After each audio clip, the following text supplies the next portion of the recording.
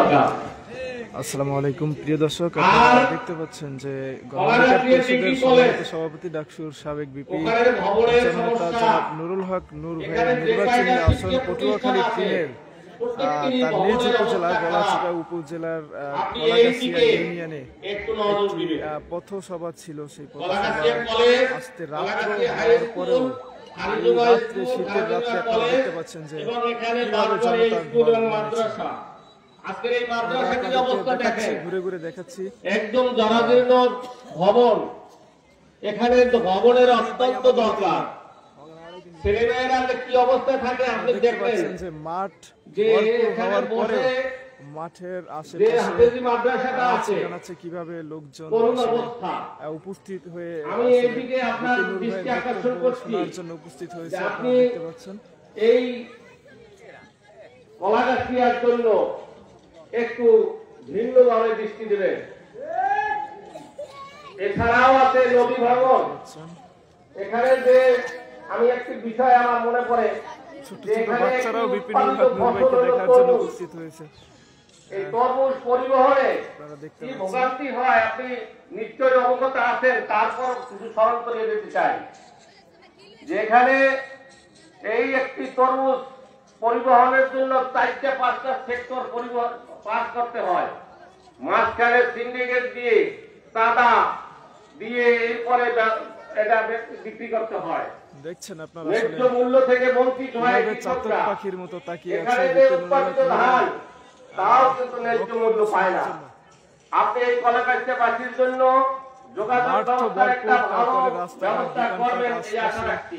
দাঁড়িয়ে রয়েছে। আমি আর দীর্ঘ সময় দেব না, আপনার বক্তব্য শোনার জন্যই এই কলাগাছিয়ার মানুষ দীর্ঘ সময় বসে আছে।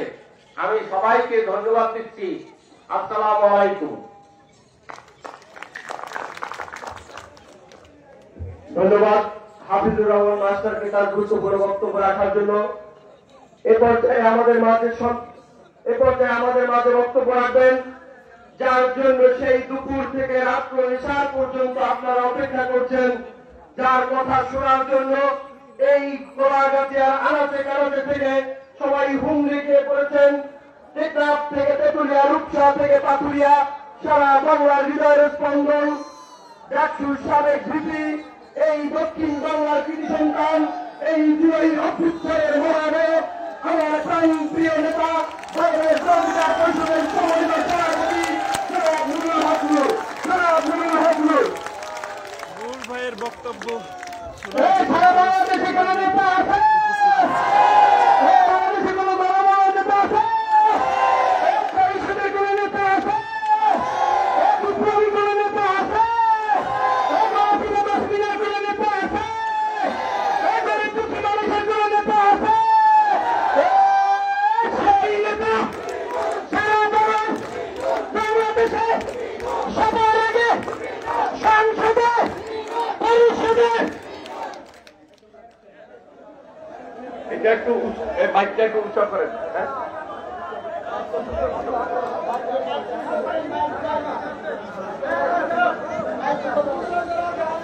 আচ্ছা উৎসব করা যায়।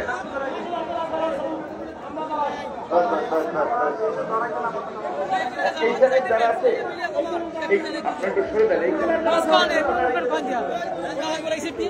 এইখানে যান। ওকে বাস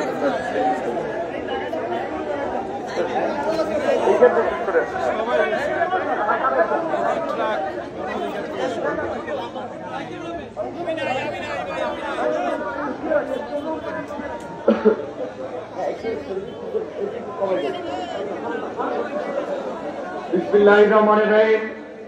প্রিয় কলাগাছিয়া ইউনিয়ন পরিষদের ভাই ও বোনেরা, আপনারা বিকাল থেকেই এই মাগরিবের পরে এখন ঈশা রক্ত ঘনিয়ে এসেছে, এই পর্যন্ত গণ অধিকার পরিষদের সমাবেশে আমাদের কথা শোনার জন্য আপনারা অপেক্ষা করেছেন, কষ্ট করেছেন।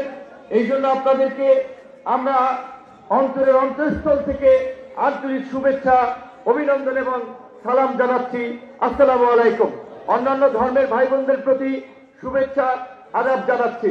আপনারা ইতিমধ্যে আমাদের বিভিন্ন পর্যায়ের নেতৃবৃন্দের বক্তব্যে একটি বিষয় পরিষ্কার আপনারা বুঝতে পেরেছেন আগামী ত্রয়োদশ সংসদ নির্বাচনকে কেন্দ্র করে এই গলাচিপা 10 পটুয়াখালী 3 আসন থেকে আপনাদের এলাকার সন্তান হিসেবে আমরা 4 প্রতীকে নির্বাচন করতে চাই এবং এই আজকের এই সমাবেশের মধ্য দিয়ে আমরা এই কলাগাছিয়ার সর্বস্তরের মানুষের কাছে আমরা আমাদের ট্রাক মার্কার পক্ষে ভোট চাই।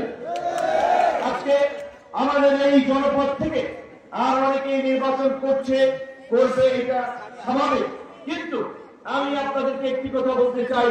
আজকে আমি এই গলাচিপা 10 মিনার উদ্দেশ্যে রওনা করেছিলাম 18 তারিখ 10 মিনায় সময় দিয়েছি, সমাবেশে অংশ নিয়েছি। 19 তারিখ গতকালকে 10 মিনায় কিছুক্ষণ মানে দিনের বেলা এবং রাতের অংশ সময় দিয়েছি, পরবর্তীতে রাতে গলাচিপা ব্যাক করেছি, আজকে এখানে সময় দিচ্ছি। আগামীকালকে আমার ঢাকায় থাকতে হবে, কারণ আগামীকালকে সশস্ত্র বাহিনী দিবস, যেটা হচ্ছে সেনা এবং বিমান বাহিনী 3 বাহিনীর সমন্বয়ে যে সশস্ত্র বাহিনী, সেই দিবসে রাষ্ট্রীয় প্রোগ্রামে অতিথি হিসেবে দাওয়াত করছে।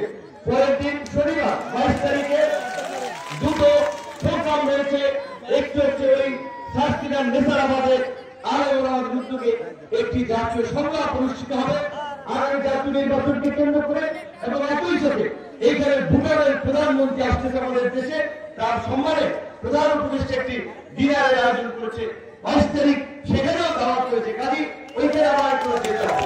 আমি হয়তো আপনাদের মতো এই সমাবেশ তারা আমরা করতে পারি না, কিন্তু আমার পক্ষে আমাদের নেতা কর্মীরা কাজ করে যাচ্ছে এবং আমিও এই সময়ের মধ্যে যতটুকু পারি এলাকার মানুষের জন্য, শুধুমাত্র এলাকায় বসে তো কাজ করা যাবে না, মানুষের উন্নয়নের জন্য কাজ করতে হলে সরকারের বিভিন্ন দপ্তর